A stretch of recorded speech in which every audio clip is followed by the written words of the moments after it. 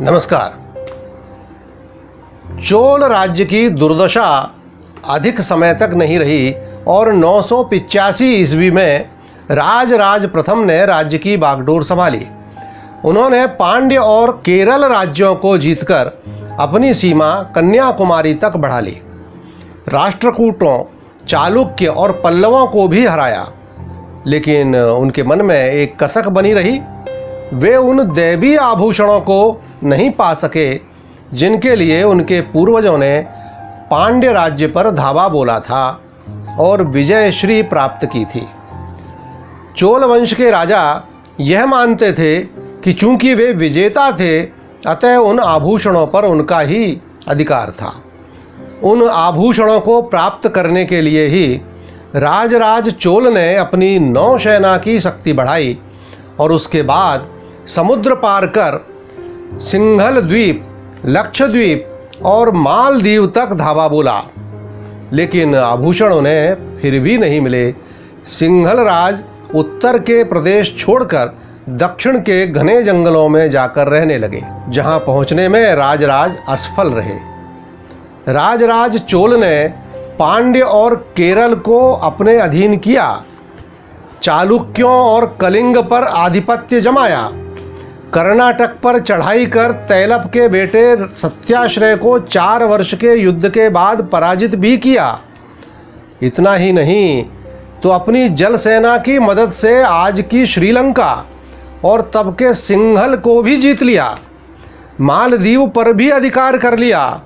लेकिन वे इतिहास में प्रसिद्ध हुए अपने राज्यारोहण के 25वें वर्ष में, अर्थात 1010 ईस्वी में अपनी राजधानी तंजावुर में तमिल इतिहास के महानतम बृहदेश्वर मंदिर पेरिया कोविल के निर्माण से। राजराज एक असाधारण योद्धा होने के साथ साथ भगवान शिव के अनन्य भक्त और कला व वास्तुकला के भी जानकार थे। बृहदेश्वर का अर्थ है ब्रह्मांड के स्वामी। यह उस सर्वशक्तिमान के लिए एक भक्त राजा की विनम्र श्रद्धांजलि थी। एक किले के अंदर 750 फीट लंबाई और 400 फीट की चौड़ाई में यह भव्य मंदिर बना हुआ है, जबकि किला एक खाई से घिरा हुआ है। उस प्राचीन काल की तकनीक को देखकर आज के बड़े बड़े इंजीनियर भी दांतों तले उंगली दबाने को विवश हो जाते हैं। इस मंदिर की कुल ऊंचाई 216 फीट है। आखिर कैसे इतनी ऊंचाई पर लगभग 80 टन वजनी पत्थर पहुंचाया गया होगा, जबकि उस युग में आधुनिक मोर्टार और क्रेन आदि तो होते नहीं थे। वह मंदिर राजराजेश्वर मंदिर और बृहदेश्वर मंदिर 2 अलग अलग नामों से जाना जाता है। विशालकाय पत्थरों से बना यह भव्य मंदिर ऐसी जगह में बना हुआ है जहां दूर दूर तक न कोई पत्थरों का पहाड़ है और ना ही कोई पत्थरों की खदान है। अतः इस मंदिर को बनाने के लिए, विशालकाय पत्थर लाने के लिए 3000 हाथियों का उपयोग किया गया था। यह विश्व का प्रथम और एकमात्र मंदिर है जो पूरी तरह ग्रेनाइट पत्थर से बना हुआ है। इस विशालकाय मंदिर को यूनेस्को ने विश्व धरोहर घोषित किया है। बृहदेश्वर मंदिर में एक विशाल शिवलिंग और विशाल अखंड नंदी की प्रतिमा विराजमान है। मंदिर की आकृति भगवान शिव के निवास स्थल कैलाश पर्वत का आभास देती है। इस मंदिर की एक विशेष खूबी यह है कि इतने विशाल होने के बावजूद इसकी परछाई धरती पर नहीं पड़ती। विश्व की विशाल संरचनाओं में इस मंदिर का नाम आता है। इसका आकार पिरामिड की तरह त्रिकोण है। क्या इसे महज संयोग कहें कि शिवलिंग की ऊंचाई 12 फीट है और तमिल भाषा में स्वरों की संख्या भी 12 ही है। शिवलिंग का आधार 18 फीट है और तमिल भाषा में व्यंजनों की संख्या भी 18 ही है। मंदिर का शिखर, जिसे विमान कहा जाता है, उसकी कुल ऊंचाई 216 फीट है और तमिल के संयुक्त अक्षरों की संख्या भी 216 ही है। शिवलिंग से नंदी प्रतिमा की दूरी 247 फीट है और तमिल में कुल शब्द भी इतने ही हैं, अर्थात 12 स्वर, 18 व्यंजन और 216 संयुक्त अक्षरों का योग। मंदिर के शिखर पर स्थित कलश की ऊंचाई 14.4 फीट है तथा इसके निर्माण में तांबे और स्वर्ण का प्रयोग किया गया है। तांबे का प्रयोग इसे आकाशीय बिजली गिरने के खतरे से बचाता है।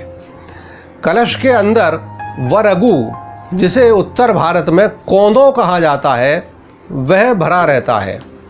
इसके पीछे का विचार यह माना जाता है कि जल प्रलय काल में यदि सृष्टि समाप्त हो जाए तब बचे हुए लोग इसे बीज के रूप में प्रयोग कर पृथ्वी पर पुनः अन्न उत्पादन कर सकें। ध्यान देने योग्य बात है कि कोंदों का बीज 12 वर्ष तक जर्मिनेट हो सकता है, इसलिए हर 12 वर्ष में होने वाले कुंभाभिषेक उत्सव में इस वरगु को बदल दिया जाता है। किसे हमारे पूर्वजों की इस धरोहर पर गर्व नहीं होगा।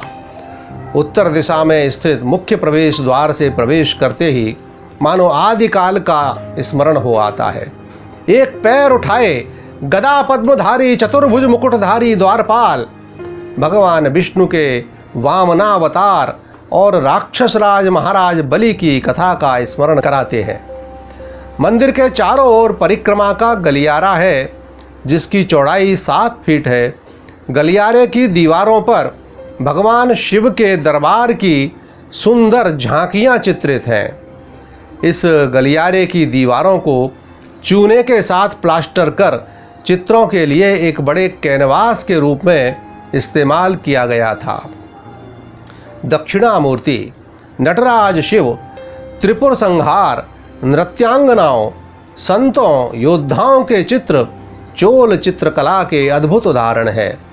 सुंदर मूर्ति नयनार के सफ़ेद हाथी पर बैठकर कैलाश तक पहुंचने की कहानी को एक अन्य दीवार पर दर्शाया गया है। इन सब में उल्लेखनीय है अपने गुरु करुवर देवर के साथ राजराजा का चित्रण। करुवर देवर ही मंदिर निर्माण के प्रमुख प्रेरक और निर्देशक थे। मंदिर के बाहरी प्रांगण में उन्हें समर्पित एक विशेष मंदिर भी है। इस गलियारे में बनी शिव प्रतिमाएं रंगीन हैं और उनमें शिव के 81 नृत्य मुद्राओं को दर्शाया गया है, जो तमिल नाट्य शास्त्र के शानदार चित्र कहे जा सकते हैं। प्रसिद्ध इतिहासकार सी शिवराम मूर्ति ने भगवान शिव की इन नृत्य मुद्राओं को अद्वितीय बताया है। यह चोल चित्रकला और मूर्तिकला का अद्भुत संग्रहालय है।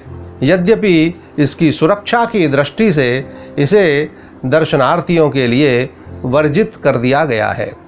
गर्भगृह के बाहर स्थित हॉल में भी शिव पार्वती के विवाह आदि के सुंदर भित्ति चित्र निर्मित हैं, जो 1000 साल बीत जाने के बाद भी अपनी चमक से श्रद्धालुओं को मंत्रमुग्ध कर देते हैं। शायद इस मंदिर का सबसे रोमांचक पहलू इसकी दीवारों पर अंकित विशाल शिलालेख है, जो राजा के शासनकाल और साथ ही उनके उत्तराधिकारियों का विवरण प्रस्तुत करते हैं।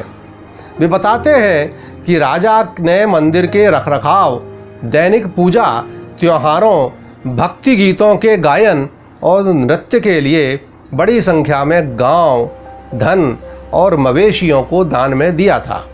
उन्होंने और उनकी रानियों ने मंदिर में शानदार सोने और मणि के गहने प्रस्तुत किए।